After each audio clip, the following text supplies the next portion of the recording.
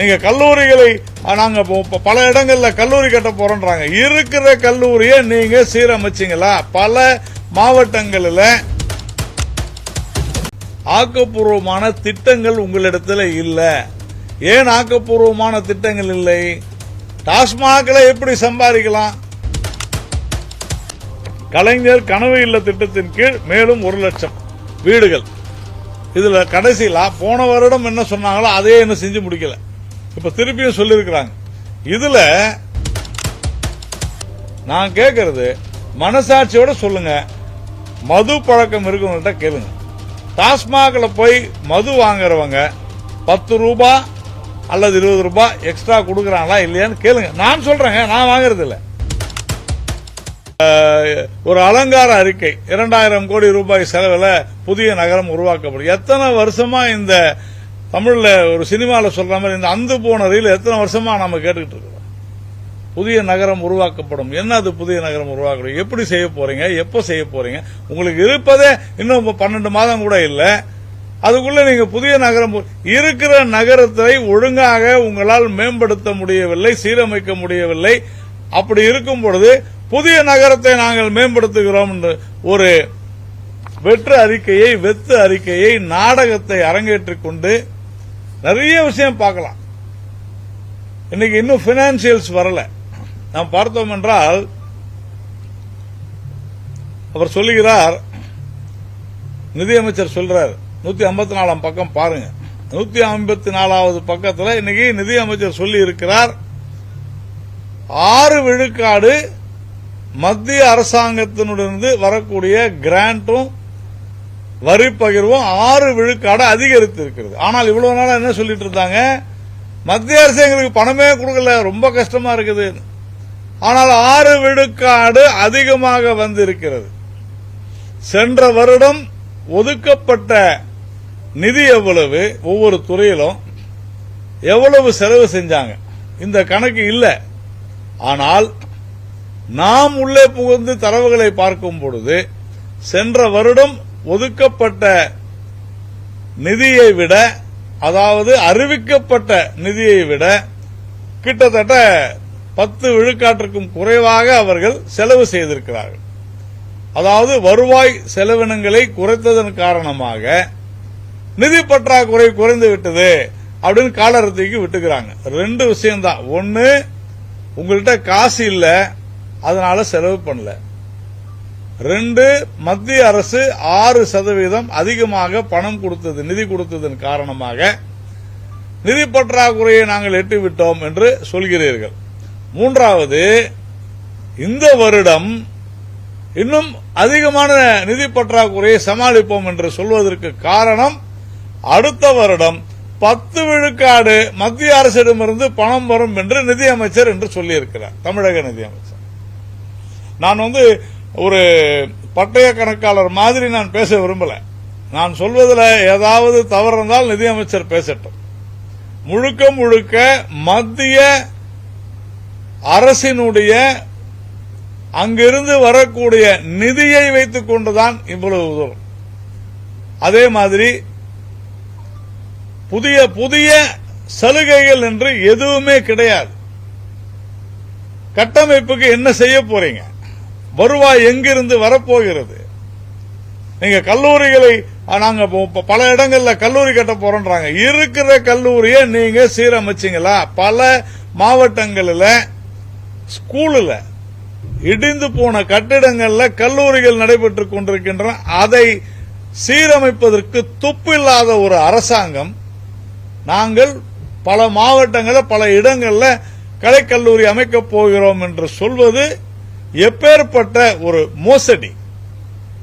அதே போல குறிப்பா சொல்லணும்னா, கடந்த வருடம், அதாவது இந்த போன வருடம் எவ்வளவு நிதி ஒதுக்கினாங்க, எதுக்கு இந்த வருடம், இது ஒரு ஒப்பீடாக நாம் பார்த்தோம் என்றால், கடந்த வருடம் பாத்தீங்கன்னா 2000 கிலோமீட்டர் கிராமப்புற சாலைகள் போடுவதற்கு கடந்த வருடம் 1000 கோடி ரூபாய் ஒதுக்கினாங்க. 2000 கிலோமீட்டருக்கு 1000 கோடி அப்படின்னா எவ்வளவு ஆச்சு? 50 பைசா. சரிதானே? 50 பைசா. 2000 கிலோமீட்டருக்கு 1000 கோடி கடந்த வருடம். இந்த வருடம் 6100 கிலோமீட்டர் சாலைக்கு 2200 கோடி ரூபாய் ஒதுக்குறோம் அப்படின்னு சொல்லிருக்காங்க. இது எப்படிங்க சாத்தியம்? போன வருடம் சொன்னது தவறா இல்ல இந்த வருடம் சொன்னது தவறா? நிதியமைச்சர் விளக்கணும். சாதாரண கணக்கு. இன்னைக்கு ஒரு 3ஆம் கிளாஸ் 4ஆம் கிளாஸ் படிக்கிறவங்க கூட இந்த கணக்கு தெரிஞ்சு போடும். 50 பைசாக்கு போன வருஷம் நாங்க ரோடு போடுறோம் அப்படின்னு சொல்லி முதல்ல அது ஒதுக்கினீங்களா? அதாவது 2000 கிலோமீட்டர் போடுறோம்னு சொன்னாங்க, போட்டாங்களா இல்லையான்னு தெரியாது, ஏன்னா அதெல்லாம் சொல்லல இவங்க. அந்த 2000 கிலோமீட்டருக்கு 1000 கோடி நாங்க ஒதுக்குறோம் அப்படின்னு போன பட்ஜெட்ல சொன்னாங்க, 50 பைசா. ஆனால் இந்த வருஷம் 6100 கிலோமீட்டருக்கு 2200 கோடி எப்படி சாத்தியம்? அப்ப தமிழ்நாடு பட்ஜெட்டினுடைய அளவு குறைஞ்சு போச்சா? உயர்கல்விக்கு 2% அதிகம் கொடுத்திருக்கிறாங்க போன முறையோட இந்த முறை. ஆனால் அறிக்கையில பாத்தீங்கன்னா பல கல்லூரிகளை கட்டுவோன்றாங்க. எப்படி சாத்தியம்?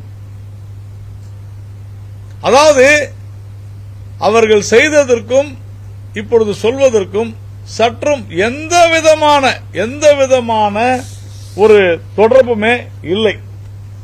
இரண்டாவது, புதிய நகரம் அமைப்போம்னு சொல்றாங்க. கடந்த 4 வருடங்கள்ல சென்னை மாநகரத்தில், கோயம்புத்தூர்ல, பல நகரங்கள்ல ரோடே போடல. இங்க யாரும், நான் கேட்பவர்கள் அத்தனை பேருக்கும் தெரியும், சென்னையில மழைநீர் வடிகால்வாய் அமைத்த பிறகு சாலை போட்டிருக்காங்களா? இல்ல. எந்த இடத்துலயும் சாலையை போடல, சாலைகள் போடவில்லை. இரண்டாவது, மழைநீர் வடிகால்வாய்கள் சாலை மீதே போடப்பட்டிருக்கிறது. அப்போ ஏற்கனவே அங்கு இருந்த சாலையில குறைந்தது 2 அடியை அல்லது 3 அடியை அந்த சாலைகள் மழைநீர் வடிகால்வாய்க்காக ஆக்கிரமித்து விட்டன. அப்போ இப்ப சாலைகளுடைய அகலம் குறைந்தும் போயிருக்கும். ஆனால் இப்போ சாலை போட்டா நீங்க எந்த கணக்கில் போடுவீங்க? ஏற்கனவே இருந்த கணக்கில் போடுவீங்களா? இப்போ இருக்கிற கணக்கில் போடுவீங்களா? எவ்வளவு பெரிய ஊழல் அதுல நீங்க செய்ய போறீங்க அப்படின்றத நம்ம பார்க்க தான் போறோம். அதே மாதிரி ராமேஸ்வரத்தில் விமான நிலையம் அமைக்கப்படும் சொல்றது யாரு? தமிழகத்தினுடைய நிதியமைச்சர். நாங்க கோரிக்கை விடுக்கிறோம்னு சொல்லுங்க, தவறு இல்லை. ஓசூர்ல சொன்னீங்க, என்ன ஆச்சு? சரி, பரந்தூர் என்ன ஆச்சு? இன்னும் உங்களால நிலத்தை கையகப்படுத்த முடியல. அந்த மக்களை தினந்தோறும் பாடாய்படுத்திக் கொண்டிருக்கிறீர்கள். ஒரு அரசு தான் என்ன செய்து கொண்டிருக்கிறோம், அதன் அடிப்படையில் என்ன சொல்கிறோம் அப்படின்றத சொல்லணுமா வேண்டாமா? பெருசா பாத்தீங்கன்னா 9335 கோடி ரூபாய் மெட்ரோ ரயில் திட்டம். இவங்க இருக்க போறதே இன்னும் 10 மாசம் இல்ல 11 மாசம். அடுத்த வருஷம் முழு பட்ஜெட்டும் கிடையாது. அதே மாதிரி இவர்கள் வந்த புதுசுல பாத்தீங்கன்னா ஒரு வருடத்திற்கு நாங்கள் இவ்வளவு பஸ் வாங்கிடுவோம் அப்படின்னு சொன்னாங்க. ஆனால் இன்றைக்கு 700 டீசல் பேருந்துகளை இயற்கை எரிவாயு மூலம் இயங்குவதாக நாங்கள் மறுசீரமைக்க, அதாவது புது பஸ் வாங்கல, ஏற்கனவே தள்ளுவண்டியா இருக்கக்கூடிய அந்த பஸ்ஸுகளை நாங்க எரிவாயின் மூலமா ஓட்ட போறோம். அப்படின்னா என்ன அர்த்தம்னா பணம் இல்ல. ஏன் பணம் இல்ல? ஆக்கப்பூர்வமான திட்டங்கள் உங்களிடத்தில் இல்ல. ஏன் ஆக்கப்பூர்வமான திட்டங்கள் இல்லை? டாஸ்மாக்ல எப்படி சம்பாதிக்கலாம், எப்படி பத்திரப்பதிவு துறையில சம்பாதிக்கலாம், மக்கள் பணத்தை எப்படி நீங்க செய்யலான்னு பாக்குறீங்களே தவிர தொழில் நகரங்களை கொண்டு வந்தீங்கன்னா கிடையாது. செமிகண்டக்டர் ஃபேக்டரிக்கு 500 கோடி சொல்லிருக்காங்க, செமிகண்டக்டர் உற்பத்திக்கு. குஜராத் மாநிலம் இந்த செமிகண்டக்டர் தொழிற்சாலைகளை அமைத்ததன் மூலமாக கிட்டத்தட்ட 30,000 கோடி ரூபாய்க்கு மேல சென்ட்ரல் கவர்மெண்ட் கிராண்ட் கேட்கிறாங்க. அந்த அளவிற்கு வேகமாக குஜராத் அரசாங்கம் சென்று கொண்டிருக்கிறது, உத்தரப்பிரதேசம் அரசாங்கம் சென்று கொண்டிருக்கிறது. தமிழ்நாட்டுக்கு வரவிருந்த பல்வேறு தொழிற்சாலைகள் உங்களுடைய லஞ்ச லாவண்யத்தின் காரணமாக, உங்களுடைய மோசமான நிர்வாகத்தின் காரணமாக வேறு மாநிலங்களுக்கு சென்று விட்டன. வேலை வாய்ப்புக்கான திட்டங்கள் ஏதாவது இருக்கா அப்படின்னு பாத்தீங்கன்னா, இங்க என்ன சொல்றாங்க அப்படின்னு சொன்னா, சிட்கோ 9 புதிய தொழிற்பேட்டைகள் அமைக்கப்படும். இருக்கிற சிட்கோ தொழிற்பேட்டையில பல புதிய தொழிற்சாலைகளை கொண்டு வருவதற்கு அருகதை இல்லாத ஒரு அரசு புதிதாக நாங்கள் தொழிற்பேட்டைகளை கொண்டு வரப்போகிறோம் என்று சொல்லி இருப்பது உண்மையிலேயே ஆச்சரியத்திற்குரியது. அதே மாதிரி 1125 புதிய மின்சார பேருந்துகளாம் சாத்தியமா? இன்னைக்கு இந்தியாவிலேயே 1125 மின்சார பேருந்துகளை ஒரே வருடத்தில் தயாரித்து கொடுப்பதற்கு யாருக்காவது அவங்களுக்கு அந்த கெப்பாசிட்டி இருக்குதா அப்படின்னு சொன்னா இல்லை. ஏனென்றால் இதற்கு முன்னதாகவே மகாராஷ்டிரா, கர்நாடகா, குஜராத் போன்ற மாநிலங்கள் எல்லாம் மின்சார பேருந்துகள் தயாரிக்கக்கூடிய பெருநிறுவனங்களிடத்தில் அட்வான்ஸ் புக்கிங் செஞ்சு வச்சிருக்கிறாங்க. அப்போ இது ஒரு வெற்று அறிக்கையா இல்லையா?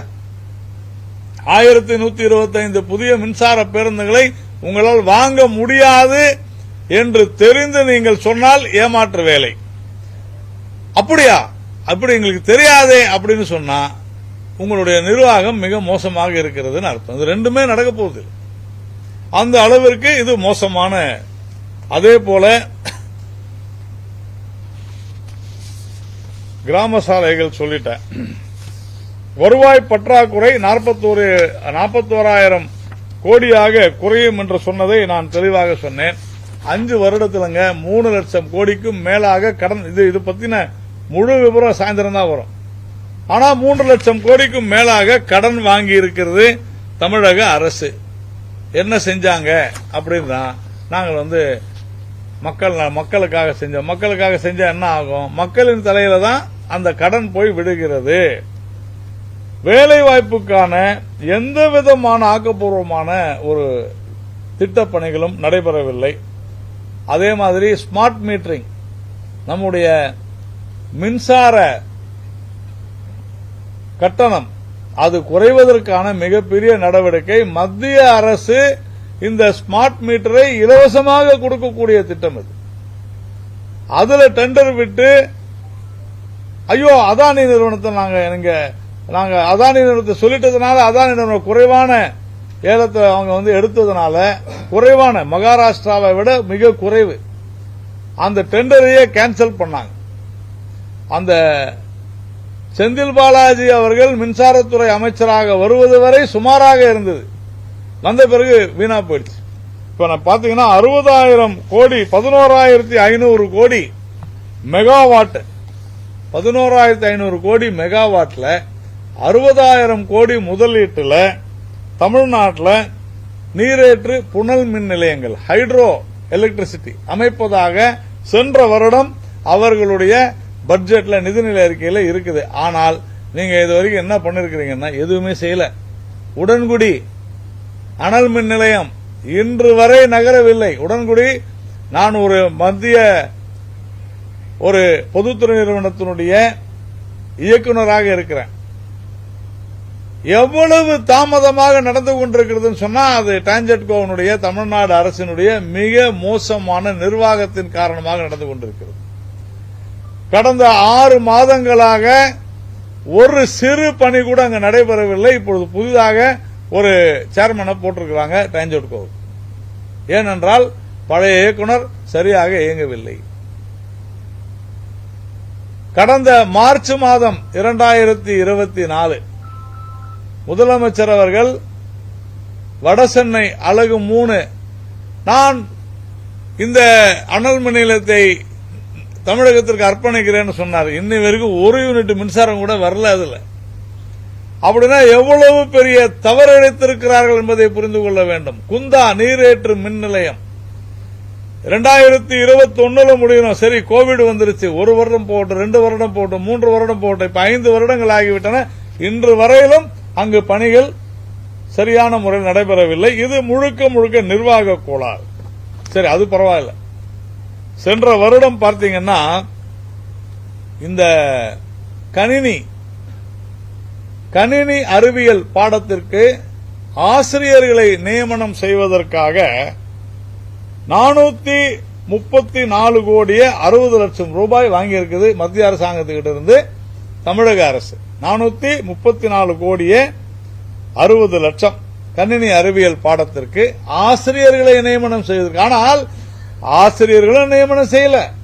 கணினி அறிவியல் பாடம் கூட தனியா ஒரு பாடமா வரல. இதைத்தான் நாங்கள் சொல்கிறோம். அரசு பள்ளி மாணவர்களுக்கு கணினி அறிவியல் கம்ப்யூட்டர் சயின்ஸ் ஒரு பாடமே இல்ல தமிழ்நாட்டில். ஆனால் பணத்தை மட்டும் நிதியை மட்டும் வாங்கிக் கொண்டு அதை வேறு ஒரு விஷயத்திற்காக மடைமாற்றி விட்டார்கள். இதுதான் தெளிவா சொல்றோம். நீங்க எவ்வளவு பெரிய தவறு இழைத்திருக்கிறது. என்ன பட்ஜெட் போடுறீங்க? நீங்கள் ஆட்சிக்கு வருவதற்கு முன்னால தேர்தல் நேரத்தில் என்ன சொன்னீங்க? நாங்கள் ஆட்சிக்கு வந்த உடனேயே கல்வி கடனை அத்தனையும் ரத்து செய்து விடுவோம் சொன்னீங்களா இல்லையா? இன்னைக்கு 4வது வருடம் நீங்கள் பட்ஜெட் போட்டாச்சு. இன்னும் நீங்கள் அந்த கல்வி கடன் வட்டியை கல்வி கடனை ரத்து செய்யவில்லை. அப்படின்னா என்ன அர்த்தம்? உங்கள்ட்ட பணம் இல்ல. ஏன் பணம் இல்ல? வருவாய் இல்லை. ஏன் வருவாய் இல்லை? தொழில் முன்னேற்றம் இல்லை. ஏன் தொழில் முன்னேற்றம் இல்லை? அரசாங்கத்தினுடைய நிர்வாகத்திறன் சரியில்லை. ஏன் அரசாங்கத்துடைய நிர்வாகத்திறன் சரியில்லை? எங்கும் ஊழல் எதிலும் ஊழல் என்று இருப்பதனால் சரியில்லை. அதனால என்ன ஆகுது? முதலீடு வரவில்லை. முதலீடு வராதனால என்ன ஆகுது? ஆந்திராவுக்கு போகுது. 7000 மெகாவாட் சூரிய ஒளி மின்சாரம், 7000 மெகாவாட், 49,000 கோடி ரூபாய் முதலீட்டுல டாடா பவர் நிறுவனம் இங்க பக்கத்தில் இருக்கிற ஆந்திராவுக்கு ஒரு பெரிய புரிந்துணர்வு ஒப்பந்தத்தை போட்டிருக்கிறார்கள். ஏன் தமிழ்நாட்டில் செய்ய முடியாதா? ஆந்திரா நிலம் கொடுக்கும்போது தமிழ்நாடு நிலம் கொடுக்க கூடாதா?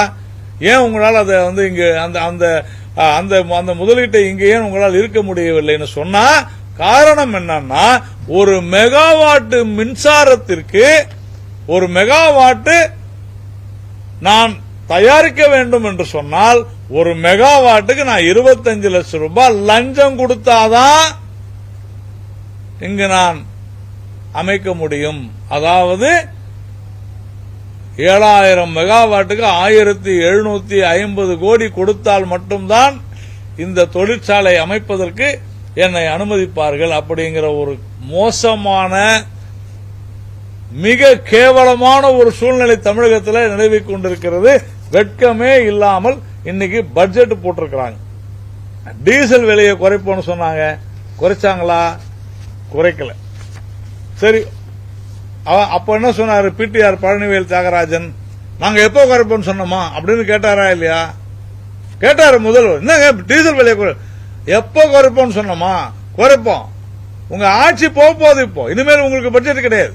அடுத்த வருடம் உங்களுக்கு பட்ஜெட் இல்ல. இதுதான் லாஸ்ட். அப்போ டீசல் விலையும் குறைக்கல, கல்வி கடனையும் நீங்கள் நிறுத்தவில்லை. அரசு துறையில் காலியாக இருக்கிற 40,000 பணியிடங்களை நிரப்புவோம் அப்படின்னு சொல்லியிருக்காங்க. அரசு பணியிடங்கள் நிரப்புதோ இல்லையோ, நான் வேலை வாங்கி தரேன்னு அந்த ஒரு சில அமைச்சர்களுடைய பாக்கெட் நிரம்பிடும். அதற்கு உதாரணம் செந்தில் பாலாஜி. அதான் அந்த இடி கேஸ். என்ன நாராயணன் இப்படி சொல்றாருன்றது இல்ல. 40,000 பணியிடங்கள் இருக்குதுன்னு இப்ப பாருங்க என்ன ஆகும்னா, ஐயோ அரசு வேலை 40,000 இருக்குதுன்னு நிறைய பேர் கிளம்பிடுவாங்க. இங்க அமைச்சரா வேற இருக்காரு செந்தில் பாலாஜி. என்ன ஆகும்? போக்குவரத்து துறையில நடக்குமா இல்லையா? அப்ப திருப்பி ஈடி வரணுமான்றத பார்க்க வேண்டும். அதே மாதிரி பெருசா ஒரு அறிவிப்பு கொடுத்துருக்காங்க. அரசு ஊழியர்கள் கொரோனா காலத்தில் நிறுத்தி வைக்கப்பட்ட ஈட்டிய விடுப்பை சரண் செய்யும் முறை மீண்டும். இது அவருடைய தேர்தல் அறிக்கையில் சொல்லப்பட்டிருந்தது. கொரோனா காலத்தில் இருந்த பிரச்சனையின் காரணமாக மீண்டும் அது வந்திருக்க வேண்டும். வர வேண்டியது வந்திருக்கிறது. அவ்வளவுதான். இது ஒரு பெரிய அறிக்கையும் இல்ல, அறிவிப்பும் இல்ல. அதே மாதிரி 20 லட்சம் கல்லூரி மாணவ மாணவிகளுக்கு மடிக்கணினி அல்லது டேப். போன வருட பட்ஜெட் எடுத்து பாருங்க, அவங்க சொன்னதை செஞ்சாங்களா? இது வெறும் அறிக்கை. அதே போல மகளிரை தொழில் முனைவோருக்கும் இதுதான் முத்ரா ஸ்கீம்ல தொடர்ந்து மத்திய அரசாங்கம் செஞ்சுக்கிட்டு இருக்குது. அதே மாதிரி கலைஞர் கனவு இல்ல திட்டத்தின் கீழ் மேலும் 1 லட்சம் வீடுகள். இதுல கடைசியில போன வருடம் என்ன சொன்னாங்களோ அதே என்ன செஞ்சு முடிக்கல. இப்ப திருப்பியும் சொல்லியிருக்கிறாங்க. இதுல பல ஊழல் நடைபெற்றுக் கொண்டிருக்கிறது. விரைவில் இது குறித்து நாங்கள் ஒரு பெரிய அறிக்கையை வெளியிடுவோம். இந்த மாதிரி தொடர்ந்து வெறும் இந்த இன்றைக்கு வந்திருக்கக்கூடிய அறிக்கை பார்த்தோம் என்றால் உயர்கல்வித்துறைக்கு 8494 கோடி ரூபாய் ஒதுக்கீடு செய்திருக்கிறதா சொல்றாங்க. ஆனா அது எத்தனை சதவிகிதம்? போன முறை நீங்க எவ்வளவு சொன்னீங்க, இப்ப எவ்வளவு செஞ்சிருக்கிறீங்கன்னு பாருங்க. இது மாதிரி எல்லா துறைகளுக்குமான ஒதுக்கீடுமே தவறாக இருக்கிறது, குறைவாக இருக்கிறது. இந்த அரசாங்கம் தார்மீக தோல்வியை அடைந்திருக்கிறது. இந்த அரசாங்கம் இந்த நிதிநிலை அறிக்கையை உண்மையிலேயே தாக்கல் செய்வதற்கு தகுதியில்லாத ஒரு அரசாங்கம். ஏனென்றால் ஒரு தமிழ்நாட்டினுடைய வரலாற்றிலே இல்லாத அளவிற்கு பல ஆயிரம் கோடி ரூபாய் பொதுமக்களுடைய பணத்தை திருடி கொள்ளையடித்து அவர்கள் வயிற்றிலே அடித்து பல ஆயிரம் கோடி ரூபாய் மோசடி நடந்திருக்கிறது. எங்களுடைய பாரதிய ஜனதா கட்சியினுடைய மாநில தலைவர் திரு அண்ணாமலை அவர்கள் இந்த மோசடி முறைகேடுகளை கண்டித்து வருகிற திங்கட்கிழமை அன்று ஒரு பெரிய ஆர்ப்பாட்டம் தமிழகம் முழுவதும் அறிவித்திருக்கிறார். கொஞ்சம் கூட ஒரு மனசாட்சி இல்லாமல் மக்களுடைய குடிப்பழக்கத்தை தங்களுக்கு சாதகமாக்கிக் கொண்டு ஒரு ஏற்கனவே மதுவை நாம் அரக்கன் என்று சொல்கிறோம். அந்த அரக்கனுக்கும் மேல் அரக்கனாக மேலே ஏறி உட்கார்ந்து கொண்டு பாட்டில் ஊழல், அதாவது பாட்டிலிங் கம்பெனிஸ், அதுல எப்படி ஊழல்னு சொன்னா ஒரு பாட்டில 3 முறை பயன்படுத்தலாம். 3 முறை பயன்படுத்தும் போது அந்த பாட்டிலினுடைய விலை ஒரே மாதிரி எப்படி இருக்கும்? ஒரு பாட்டிலை உருவாக்குவதற்கு 10 ரூபான்னு சொன்னா இரண்டாவது முறை அது சுழற்சிக்காக செல்லும் பொழுது அதனுடைய விலை 2 ரூபாய் அல்லது 3 ரூபாய் ஆயிடும். ஆனால் அதே 10 ரூபாய் தான் போடுறாங்க. இதுதான் மிகப்பெரிய ஊழல். லிக்கர் ஸ்கேம்ல பார்த்தோம்னா மிகப்பெரிய ஊழல் இதுதான். ஒரு 100 ரூபாய்க்கு பீர் பாட்டில் இருக்குதுன்னு சொன்னாக்க, பீர் விக்குதுன்னு சொன்னாக்க, அந்த பீர் அதுல 10 ரூபாய் பாட்டிலினுடைய காஸ்ட். அந்த பீரை குடித்துட்டு தூக்கி போட்டு போயிடுறாங்க. இன்னைக்கு நீங்க இதோட இன்னொரு பயங்கரமான விஷயம் என்னன்னா, இங்க எல்லாம் வேலை செய்யறாங்களா இல்லையோ, நீங்க நல்லா பாருங்க, இந்த குடிச்சிட்டு வெளியே போடுற பாட்டில் 5 நிமிஷத்துல காணாம போயிடும். அது ஒரு மிகப்பெரிய கார்பரேட் நிறுவனமே வேலை செஞ்சுட்டு இருக்குது. இந்த பாட்டில்கள் எல்லாம் மறுபடியும் அந்த நிறுவனத்துக்கே போயிடும். அதை மீண்டும் சுத்தம் செய்து மறுபடியும் ரீசைக்கிள் பண்ணி அதுல மறுபடியும் போடுறாங்க. அப்போ புதுசா பாட்டில் தயாரிக்க வேண்டியதில்லை, அதனுடைய விலையும் மறுபடியும் 10 ரூபான்னு வைக்கிறாங்க. இது பெரிய ஸ்கேம். இப்போ ஒரு பீர், ஒரு நபர் 3 முறை பீர் குடித்தால் 7 ரூபாய் கம்மியாகணும், அதான் ஆவரேஜ். ஆனா அவங்ககிட்ட ஒரே சார்ஜ் வாங்குறாங்க. இது பெரிய ஃப்ராடு. அதே மாதிரி பார், அதுக்கு ஜிஎஸ்டி கட்டுறதில்ல, வரி கட்டுறதில்ல, வரி கட்டாத நடத்துறது. அதே மாதிரி போக்குவரத்து, அதுக்கு டெண்டர்ல பெரிய முறைகேடு. ஒரு இந்த அமலாக்கத்துறை கொடுத்திருக்கக்கூடிய அந்த அறிக்கையானது ஒரு டிப் ஆஃப் த ஐஸ்பர்க்னு சொல்லுவாங்க. ஒரு சின்ன, அதாவது மிகப்பெரிய விஷயத்துல 100ல் 1 பங்கு தான். அதுல கடைசியில எல்லாம் இப்ப சில பேர் 1000 கோடி ஊழல் 1000 கோடி ஊழல் சொல்றாங்க. இல்ல இல்ல இல்ல இல்ல இல்ல 1000 கோடி ஊழல் இல்ல, அது பல்லாயிரம் கோடி ஊழல். இன்வெஸ்டிகேஷன் தொடரும், விசாரணை தொடரும் என்று முடித்திருக்கிறது அமலாக்கத்துறை. இந்த விசாரணை மீண்டும் தொடரும். அப்படியானால் எப்படி டெல்லியில இருக்கிற அரசாங்கம் இந்த மது ஊழல், மதுபான ஊழலின் காரணமாக, லிக்கர் ஸ்கேம்னால வேரோடி மண்ணோடும் எப்படி தில்லி அரசாங்கம், அந்த ஆம் ஆத்மி அரசாங்கம், அரவிந்த் கெஜ்ரிவால் அரசாங்கம் கீழே விழுந்ததோ, அதே போல கவிதா, தெலுங்கானாவினுடைய முதலமைச்சருடைய மகள் எப்படி அந்த விவகாரத்தில் கீழே விழுந்ததோ, சத்தீஸ்கர்ல எப்படி லிக்கர் ஸ்கேம்னால அந்த அரசாங்கம் கவிழ்ந்ததோ, அப்படி ஒரு நிலைமை தமிழகத்திற்கு வந்துவிட்டது. இது இந்த திமுக அரசுக்கு எச்சரிக்கை அல்ல, திமுக அரசிற்கு வெளியே போவதற்கான திறந்து வைக்கப்பட்டிருக்கிற வழி. அவர்கள் திருத்துவார்கள் என்று நாம் எதிர்பார்க்கவில்லை. ஆனால் அவர்கள் திருத்தப்படுவார்கள். இன்னைக்கு ஒவ்வொரு அமைச்சரும் எதெல்லாம பேசுறாங்க. துரைமுருகன் பேசுறாரு, தமிழன் ஒருவனுக்கு ஒருத்தி அப்படின்னு வாழ்றவன். ஆனா வட இந்தியர்கள் எல்லாம் எனக்கு நான் கூசுது. ஒரு பெண்ணை 10 பேர் கல்யாணம் பண்ணிப்பான், இப்படி பேசுறாரு. ஒரு வயதில் முதிர்ந்த ஒரு அரசியல்வாதி பெண்கள் குறித்து இவ்வளவு படு கீழ்த்தரமாக பேசியும் இன்னைக்கு சட்டசபையில் போய் உட்கார முடியுது, முதலமைச்சர் வாய் திறக்காமல் இருக்கிறார் என்று சொன்னால் இவர்கள் அநாகரிகமானவர்களா இல்லையா? தர்மேந்திர பிரதான் சொன்னதுல தவறே இல்லை. அநாகரிகமான திமுக, அநாகரிகமானவர்கள். உதயநிதி ஸ்டாலின் கேட்கிறார், நான் என்ன அநாகரிகமான? கண்டிப்பா நீங்கள் அநாகரிகமானவர் தான் உதயநிதி ஸ்டாலின். யார் இல்லை என்று சொன்னது? கொஞ்சம் விட்டிருந்தால் எடப்பாடி சசிகலாவின் காலுக்குள்ளே புகுந்திருப்பார் என்ற வார்த்தை அநாகரிகமான வார்த்தை இல்லையா? அந்த சிந்தனை அநாகரிகமானது இல்லையா? அப்புறம் எப்படி நீங்க யோகியமானவராக இருக்க முடியும், நாகரிகமானவராக இருக்க முடியும்? இந்து மதத்தை அழிப்போம்னு சொல்றது அநாகரிகமான வார்த்தை இல்லையா? மக்களுடைய நம்பிக்கைகளை சிதைப்பது. அன்றைய முதல்வர் எடப்பாடியை டெட் பாடின்னு சொன்னது அநாகரிகம் இல்லையா? தாமோ அன்பரசன் எங்கள் மாநில தலைவர் அண்ணாமலையை கொல்லுவோம் அப்படின்னு சொன்னது அநாகரிகமானது இல்லையா? திமுகவினர் அநாகரிகமானவர்கள் தான். அதனால இதுல ஒண்ணு யாருக்கும் உடனே இவங்க பில்டப் கொடுத்து ஐயோ தமிழர்களை சொல்லிவிட்டார். தமிழர்களை தான் யாரும் சொல்ல. இன்னைக்கு எனக்கு தெரிந்து கனிமொழி மட்டும்தான் திமுகவை சரியாக கணித்திருக்கிறார்கள். கனிமொழி கருணாநிதி அவர்கள் மிக தெளிவாக சொன்னார், இந்தியாவிலேயே அதிக இளம் விதவைகள் இருப்பது தமிழகத்தில் தான். இதோ இன்னைக்கு ப்ரூவ் ஆயிடுச்சு பாருங்க. அவங்களுடைய பட்ஜெட்ல சொல்றாங்க 50,000 குழந்தைகளுக்கு பெற்றோரை இழந்து. என்னையா அநியாயம்? பெற்றோரை இழந்த, எப்படி பெற்றோரை இழந்தார்கள்? எப்படி இங்க சின்ன வயசுல செத்து போவாங்க? தமிழ்நாட்டில் மட்டும்தான் நடக்குது. இதற்கு காரணம் மது. தரமற்ற மதுவை கொடுத்து மக்களை கொன்று குவித்துக் கொண்டிருக்கிறது. அததான் ஈடி சொல்லுது, மிகப்பெரிய ஸ்கேம், முறைகேடு. தில்லிக்கும் சத்தீஸ்கருக்கும் தெலுங்கானாவினுடைய கேசிஆருடைய மகள் கவிதாவிற்கும் கேசிஆருக்கும் ஏற்பட்ட கதி தமிழகத்தில் திரு மு.க. ஸ்டாலின் அவர்களுக்கு ஏற்பட போகிறது. திமுக அரசாங்கம் வெளியேறப் போகிறது. இந்த நிதிநிலை அறிக்கையானது வெறும் வெற்று அறிக்கை, இதுல ஒன்றுமே கிடையாது.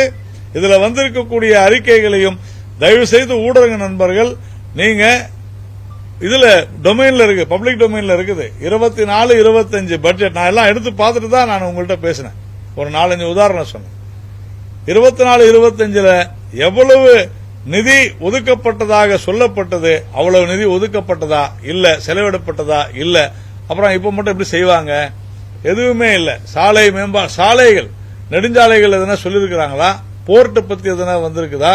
சரி, நான் கேட்கிறேன், தமிழ்நாட்டினுடைய பெயரே வரலன்னு சொன்னீங்கல்ல, இன்னைக்கு இந்த பட்ஜெட்ல எந்தெந்த மாவட்டத்தினோட எவ்வளவு மாவட்டத்தினோட பெயரெல்லாம் சொல்லிருக்கிறீங்க, எந்தெந்த ஊரெல்லாம் சொல்லிருக்கிறீங்க?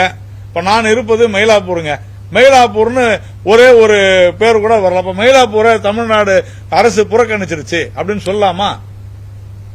என்ன மாதிரியான ஒரு கேவலமான அரசியல் இதெல்லாம்! இப்படிப்பட்ட ஒரு மோசமான சூழ்நிலையில தான் இந்த நிதிநிலை அறிக்கை அளிக்கப்பட்டிருக்கிறது.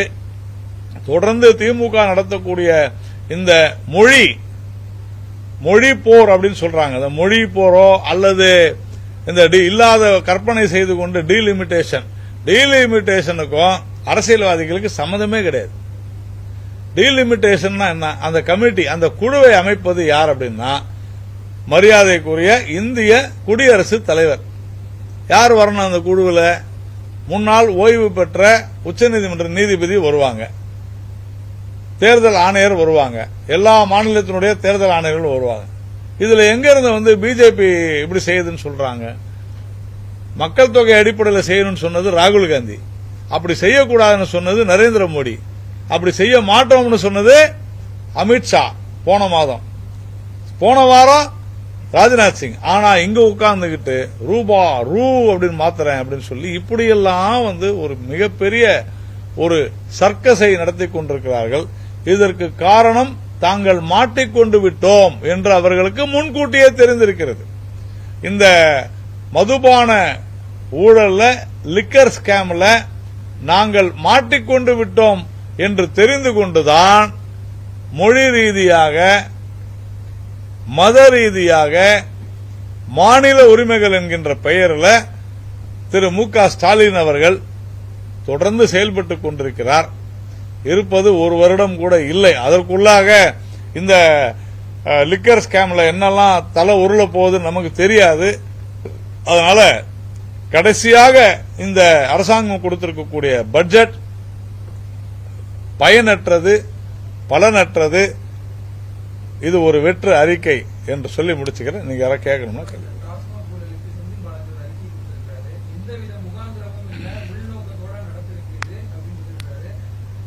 ஆமா, அப்ப ஆமா, இதுக்கு முகாந்திரம் இருக்குது, இதுக்கு உள்நோக்கம் இல்லைன்னு சொன்னா அவர் ஜெயில தான் போயிருக்கணும், ஜெயில தான் போய் சொல்லிருக்கணும். அப்படிதான் சொல்லணும் அவரு. பின்ன வேற எப்படி சொல்லாரு அவரு?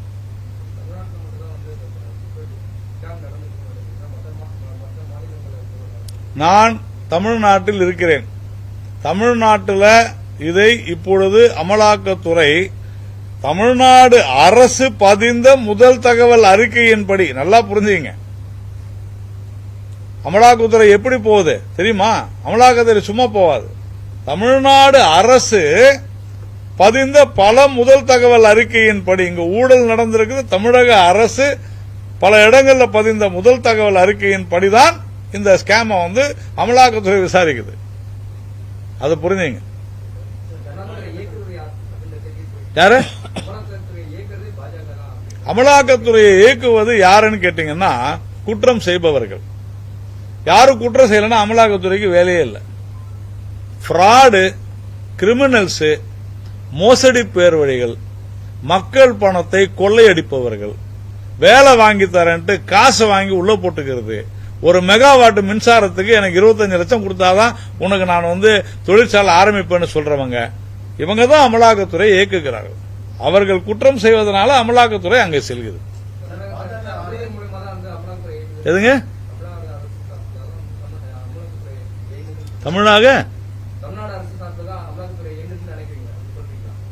தமிழ்நாடு அரசு இல்லைங்க, நான் தான் சொல்றேன். குற்றவாளிகள் குற்றம் செய்தால், திருடன் இருந்தா போலீஸ் இருக்கதான் செய்வாங்க. அமலாக்கத்துறை போலீஸ், திருடன் யாரும் நீங்களே பாத்துங்க.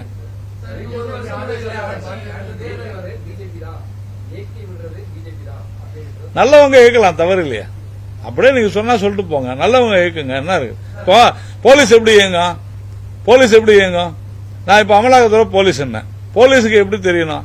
ஒருத்தர் போய் ஐயா இங்க தப்பு நடந்து போச்சு, தயவு செஞ்சு எங்களை காப்பாத்துங்க, மக்கள் நல்லா இருக்கணும் அப்படின்னு சொல்றவங்க யாரா இருந்தாலும் அவங்க பிஜேபி தான்.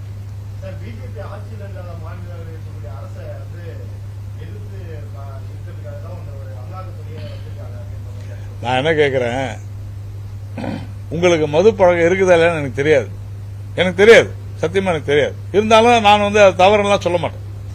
ஒருவேளை உங்களுக்கு இல்லை என்று சொன்னால் உங்களுடைய நண்பர் கண்டிப்பா யாருக்காவது இருக்கும்.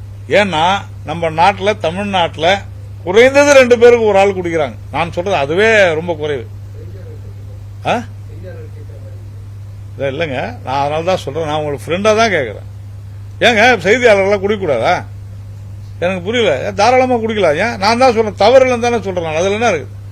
நான் கேட்கறது மனசாட்சியோட சொல்லுங்க. மது பழக்கம் இருக்கவங்கள்ட்ட கேளுங்க. டாஸ்மாக்ல போய் மது வாங்குறவங்க 10 ரூபாய் அல்லது 20 ரூபாய் எக்ஸ்ட்ரா கொடுக்கறாங்களா இல்லையான்னு கேளுங்க. நான் சொல்றேங்க, நான் வாங்குறது இல்ல, என் நண்பர்கள் வாங்குவாங்க. அவங்க சொல்லுவாங்க, ஐயோ 20 ரூபாய் கொடுக்கறான் அப்படின்னு. உண்மையா இல்லையா? இவ்வளவுதான் விஷயம். இருந்துச்சுன்னா அது குற்றம், கிரைம், ஃப்ராடு, திருட்டுத்தனம், கொள்ளை. எத்தனை முறை சொல்றது? நீதிமன்றம் சொல்லுதுங்க, நான் சொல்ல. உயர் நீதிமன்றத்தில் சொல்றாங்க என்னையா பழக்கம் இதுன்னு. ஏன் பில்லு கொடுக்கல? கேரளால போய் பாருங்க, பில்லு கொடுக்கறாங்க தெரியுமா உங்களுக்கு? கேரளாவில் பில்லு கொடுக்கறாங்க. இங்க பில்லு ஏன் கொடுக்கறது இல்ல? நீங்க இந்த அரசாங்கம் ஏன் கொடுக்கறது இல்ல? பில்லு கொடுக்காத காரணம் என்ன தெரியுமா? பில்லு கொடுத்தா இன்னும் மாட்டுவாங்க. எப்படின்னா 50 விழுக்காடு தான் கணக்கில் வருதுன்னு நான் சொல்ல. இதற்கு முன்னாள் இருந்த நிதியமைச்சர் சொல்றாரு. யாரு? பிடிஆர் பழனிவேல் தியாகராஜன். அப்புறமா நீங்க அமலாக்கத்துறை யார் இயக்குறதுன்னா பிடிஆர் பழனிவேல் தியாகராஜன் தான் இயக்குறாருன்னு கூட சொல்லலாம். இப்படி அவர் சொல்ற மாதிரி சொல்றேன். ஏன்னா அவர் சொல்லி ஒரு குற்றச்சாட்டு வச்சார்ல, அதுக்காக சொல்றேன்.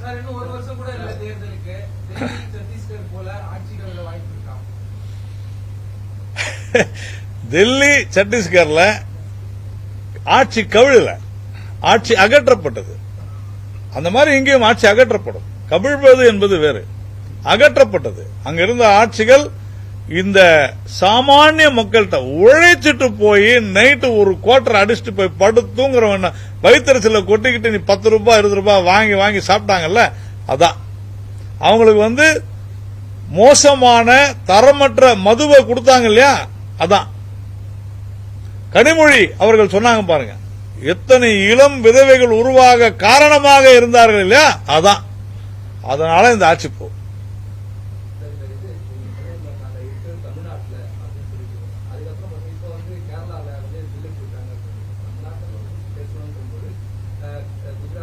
பிராக்டிஸ்மா, நான் சொல்றது பிராக்டிஸ்.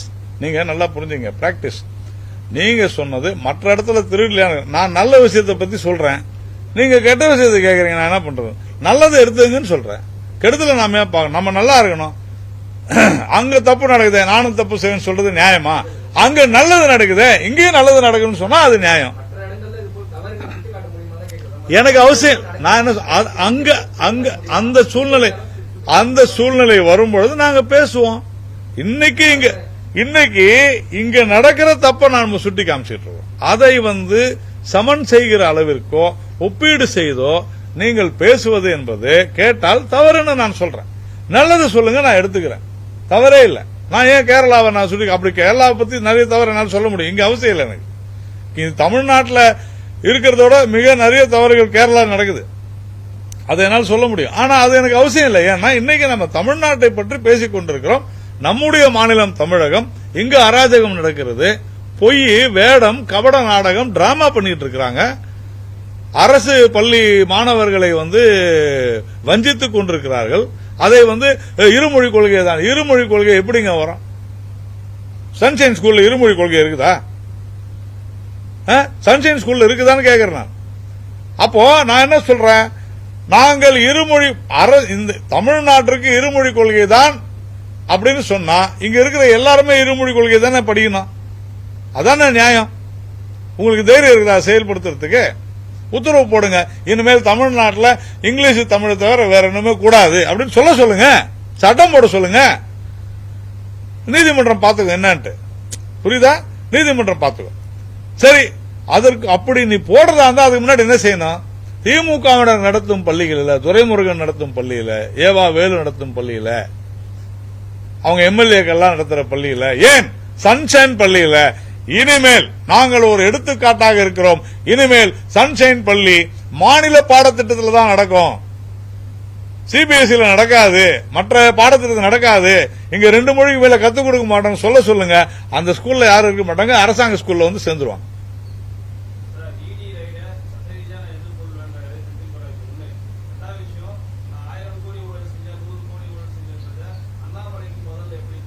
சார், சின்ன குழந்தைக்கு கூட தெரியும் சார் இது ஊழல் இல்ல. நான் தான் சொல்றேன்ல, நம்ம எல்லாருமே இங்க என்ன பிரச்சனை தெரியுமா? தமிழன் நாங்கெல்லாம் தமிழன். நான் திருநெல்வேலியில மேல நீலநடுன்ற கிராமத்தை சேர்ந்து அந்த பூர்வீகமா கொண்டவன். நான் தமிழன். நான் சொல்றேங்க, நான் தமிழன் எல்லாருக்கும் திமுக ஊழல்னு தெரியும். இதுல என்ன செந்தில் பாலாஜி, நான் சட்ட ரீதியா தான் எதிர்கொண்டாகணும். உன்னை கைது பண்ணாங்கன்னா நீங்க பெயிலுக்கு போகணும், சட்ட ரீதியா தான் போகணும்.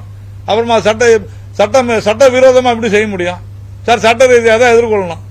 அப்படிதான் எதிர்கொண்டாரு. 1 வருஷத்துக்கு மேல ஜெயில இருந்தாரு. திருப்பி அவர் போகணும்னா அது அவர் தலையெழுத்து. நம்ம என்ன செய்ய முடியும் சார்? நான் சொல்றது நல்லா கேட்டுங்க. எந்த வழக்கின் அடிப்படையில் நீங்க கேட்டது தமிழ்நாட்டினுடைய அரசு தொடுத்த வழக்கு, காவல்துறை தொடுத்த வழக்கு. நீங்க எந்த அரசா இருந்தா யார் காரணமோ யாராக இருந்தாலும் ஜெயிலுக்கு தான் போகணும். இன்னைக்கு இதுக்கு யார் பொறுப்பு?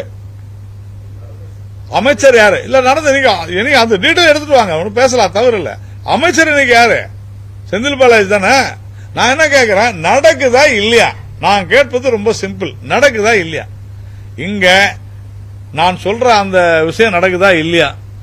தரமற்ற மது இருக்குதா இல்லையா? குடிக்கிறவங்க யாருக்கிட்டனா போய் கேளுங்க, தரமற்ற மது இருக்குதா இல்லையான்னு போய் கேளுங்க, சொல்லுவாங்க. நான் தமிழ்நாட்டில் பத்திரிகையாளர் குடிக்க மாட்டாங்க, அப்புறமா கோயிலுக்கு போறவங்க குடிக்க மாட்டாங்க அப்படின்னா தமிழ்நாட்டில் 90% மேல எல்லாரும் கோயிலுக்கு போறாங்க.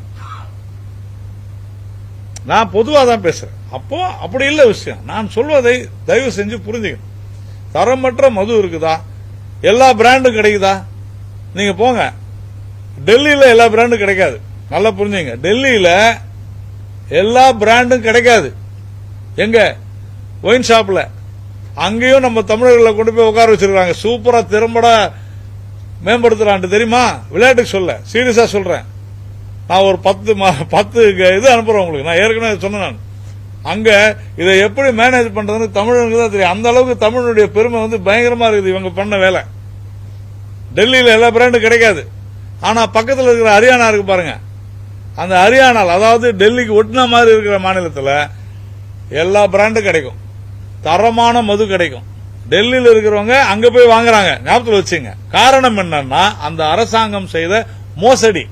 இந்த நிறுவனங்கள்ட்ட தான் வாங்கணும் அப்படின்னு கட்டாயப்படுத்தினால வந்தது. மோனோபொலி வரதுனால என்ன ஆகுது? தரமற்ற மது வருது, கொள்ளையடிக்கிறாங்க. இது ஆர்கனைஸ்டு கிரைம். Organised crime. இது திட்டமிட்ட குற்ற செயல். இத தெரிஞ்சுதான் செய்யறாங்க. மக்கள் நாசமாக போகட்டும் அப்படின்ற எண்ணத்தோடு செய்யப்பட்டதால் வந்த வினை. நாராயணனோ ரங்காவோ நீங்களோ அல்லது நம்ம நண்பரோ யாராக இருந்தாலும் இதற்கு கொதித்து எழ வேண்டும். யாராக இருந்தாலும். நான் மது விலக்கு பத்தியே நான் பேசல. அட டெய்லி கையில கொண்டு போய் 100-200 கொடுத்து குடிக்கிறாங்கல்ல, அவனுக்கு தரமான மது கொடுக்க வேணாமன்றதுதான் கேள்வி. நீங்க கேட்டீங்களா? மற்ற மாநில எல்லாத்துலயும் பிஜேபி ஆள்ற மாநிலங்கள்ல மது இல்லையா? இருக்கு சார், இருக்கு. ஆனால் அரசே அதை விற்பதில்லை. புரிஞ்சுங்க, டிஃபரன்ஸ் இருக்குது. பாண்டிச்சேரியில போய் பாருங்க. ஏன் எல்லாருமே பாண்டிச்சேரினாலே சரக்கு அப்படின்னு சொல்லுவாங்களா இல்லையா? காரணம் என்ன? விதவிதமான சரக்கு கிடைக்கும், குவாலிட்டி இருக்கும். இல்ல, நான் ஓபனா சொல்றேன். இங்க ப்ராப்ளம் என்ன? நீங்க டெல்லியில இங்க என்ன பிரச்சனை? நீங்க அரசாங்கம் தன்னுடைய கண்ட்ரோல்ல அதிகாரத்துக்குள்ள வச்சுக்கிட்டு தான் பிரச்சனை. 4 நிறுவனங்கள் 5 நிறுவனங்கள் மட்டும் வாங்கிட்டு இருந்துச்சு. மொனோபொலி பண்ணாங்க. மக்களுக்கு வேற வழியே இல்லாம ஆக்கினாங்க. எப்படி தமிழக அரசு பள்ளி மாணவர்கள் 2 மொழியை தாண்டி வேற கற்றுக்கொள்ள கூடாதுன்னு கட்டாயப்படுத்தினாங்களோ, 4 பிராண்டுக்கு மேல குடிமக்கள் குடிக்க கூடாது அப்படின்னு கட்டாயப்படுத்த. நான் யாருங்க குடி? நான் சொல்றது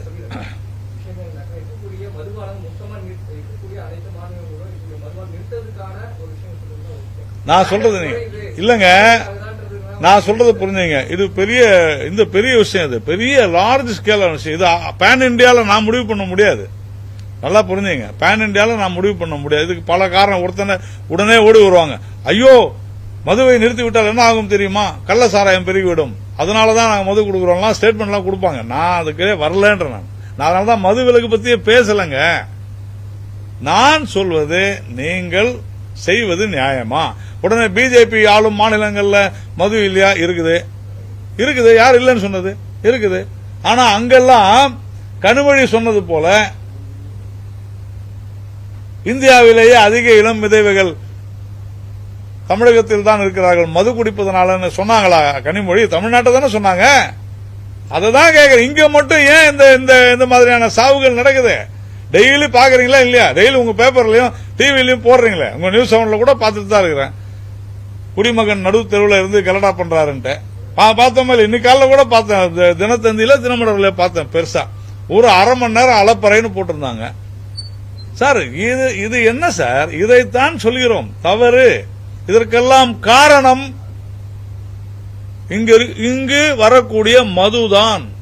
டாக்டர் அம்பேத்கர் சொன்னாருங்க, 1937 மும்பை ரீஜனல் கவுன்சில் பேசுறாரு, மதுவை அரசே தயாரித்து கொடுக்க வேண்டும். யாராவது நாளைக்கு நாராயணன் இந்த மாதிரி சொல்லிட்டாருன்னு யார்கிட்ட போய் கேட்டீங்கன்னா தயவு செஞ்சு கூகுள் பண்ணி பாருங்க. 1936 அல்லது 37 மும்பை ரீஜனல் மும்பை கவுன்சில்ல அம்பேத்கர் அவர்கள் பேசுகிறார். தரமான மதுவை கொடுக்க வேண்டும்னா அரசு தயார் பண்ணணும். தமிழ்நாட்டில் கூட இருந்துச்சு டாஸ்கோ. அங்கு இதுதான் இது வந்து என்னைக்குமே வரலாறுன்றது ரொம்ப முக்கியம். அமைச்சர்னு சினிமாவில் வர மாதிரி தான் வரலாறு முக்கியம். இந்த அளவுக்கு சீர்கெட்டு போயிருப்பது இந்த அரசினுடைய மிக கொடூரமான விஷயம். சீர்கெட்டு போய் இதை விட இதை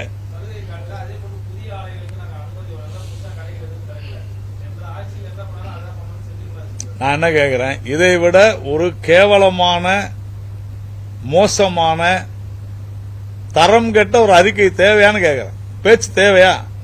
சென்ற முறை நீங்க 3000 கோடி நீ ஊழல் பண்ற, சென்ற முறை இருந்ததாங்கன்னா என்னங்க? நான் என்ன சொல்றேன், சரி நீ தான் ஆட்சியில் இருக்கிற, சென்ற முறை ஊழல் பண்ணாங்கல்ல, நடவடிக்கை எடு, ஏன் எடுக்கல?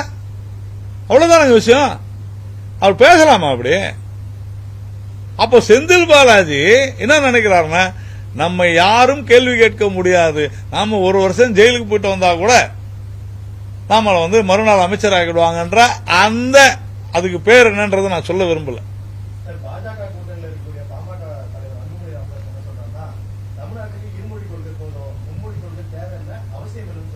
சார் நான் மறுபடியும் சொல்றேன், யாராக இருந்தாலும் 50 விழுக்காட்டிற்கும் மேலான மாணவர்கள் 3 மொழி பயிலும் போது ஏன் மீதி உள்ள மாணவர்கள் பயிலக்கூடாது? அதிலும் குறிப்பாக அரசு பள்ளி மாணவர்கள் ஏன் பயில? நம்ம கேட்கிற கேள்வி ஒண்ணு, ஏன் நீங்க எடுத்துட்டு வாங்க, அரசு பள்ளியில நீங்க எடுத்துட்டு வந்து சொல்லுங்க, நாங்க 3 மொழி கத்துக் கொடுக்குறோம், மாணவர்கள் வேணான்னு சொல்லிட்டுமே பாப்போம்.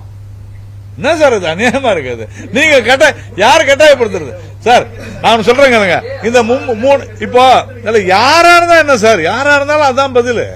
3 மொழின்னு இல்லைங்க, 10. அதனாலதான் சந்திரபாபு நாயுடு சொன்னாரு முதல் நாள், சந்திரபாபு நாயுடு சொல்றாரு, சந்திரபாபு நாயுடு சார், சந்திரபாபு நாயுடு தெளிவா மறுநாள் சொல்றாரு, நான் 10 மொழி கத்துக் கொடுக்கணும் ஏன்டார். முடிஞ்சுதா? கத்துக் கொடுங்க, யார் வேணாங்க சார். அதுல தேசிய கல்விக் கொள்கையில தெளிவா இருக்குது, நல்லா புரிஞ்சுங்க. நீங்க தயவு செஞ்சு படிங்க, அதுல தெளிவா இருக்கு. எந்த மொழி கற்க வேண்டும் என்பதை மாநில அரசே முடிவு செய்யும். இவங்களுக்கு என்ன பயம்னா, இங்க நாம வந்து மலையாளம் கத்துக்கணும், தெலுங்கு கத்துக்கணும்னு முடிவு பண்ணிட்டு அப்புறம் மற்றதெல்லாம் ஹிந்தி கத்துக்கிட்டு இருந்தா நம்ம பிரச்சனை ஆயிருமே அப்படின்னு பயப்படுறாங்க. ஹிந்தி கற்றுக்கொள்ள வேண்டும் என்று திமுக விரும்புகிறது, அப்படித்தானே? சன்ஷைன் பள்ளியில நாம இவ்வாறு ரூல் கொண்டு வந்துட்டா அப்புறமா சன்ஷைன் பள்ளியில மட்டும் ஹிந்தி, ஆனா அரசு பள்ளியில தெலுங்கோ மலையாளமோ அல்லது குஜராத்தியோ அல்லது அசாமிஸோ இருக்குதுன்னு சொன்னா பிரச்சனை ஆயிருமேனு பயப்படுறாங்க, வேற ஒண்ணும் இல்லை.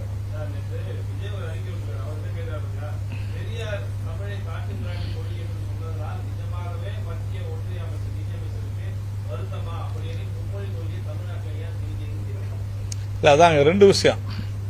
அவர் ஈவேரா காட்டுமிராண்டி மொழின்னு சொன்னாரா இல்லையான்னு விஜய்க்கு தெரியலன்னு நினைக்கிறேன். வேணா என்கிட்ட வர சொல்லுங்க, நான் வந்து ஈவேரா குறித்து எழுதி அத்தனை புத்தகங்கள் நான் வச்சிருக்கிறேன்.